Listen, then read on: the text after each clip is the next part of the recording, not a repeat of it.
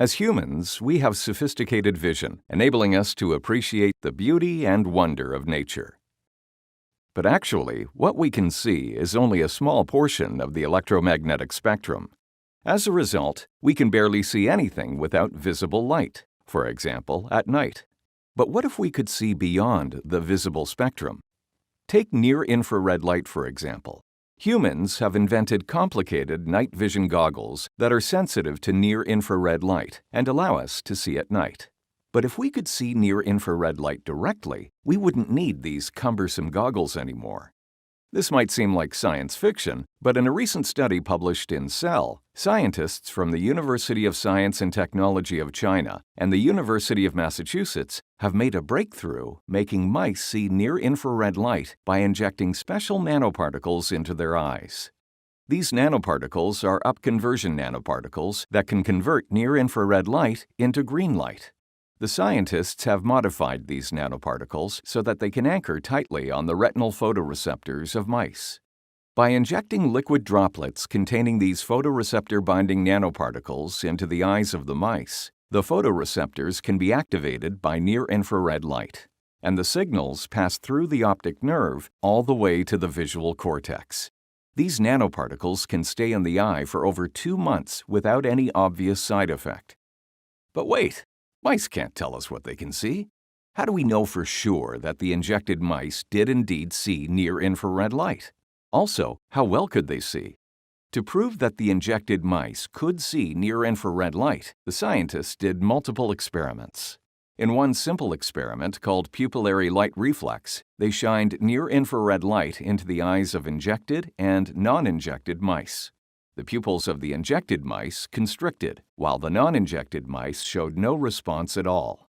Next, the scientists made a box with 2 connected compartments. One compartment was completely dark.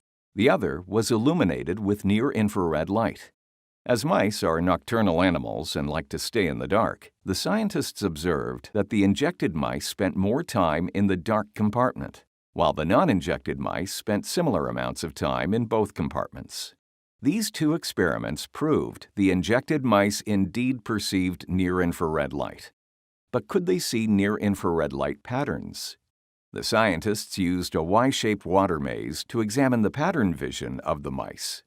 The end of the maze was divided into 2 channels, and a hidden platform was at the end of one channel for the mice to get out of the water, which they prefer over staying in the water.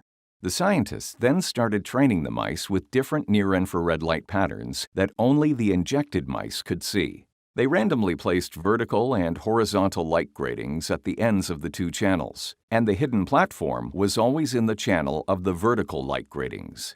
After a few trials, the injected mice soon understood the connection between the vertical light gratings and the hidden platform.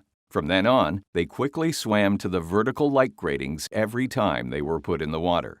For the non-injected mice, as they couldn't see the near-infrared light patterns, they just randomly swam in the maze, hoping their luck would get them somewhere. When the scientists changed the near-infrared light patterns from vertical and horizontal gratings to other patterns, such as a triangle and circle, they discovered the same results. This experiment proves that the injected mice could indeed perceive patterns in near-infrared light. In addition, the scientists showed that the nanoparticles would not affect the normal vision of the injected mice. In other words, the injected mice could see near-infrared light and visible light at the same time.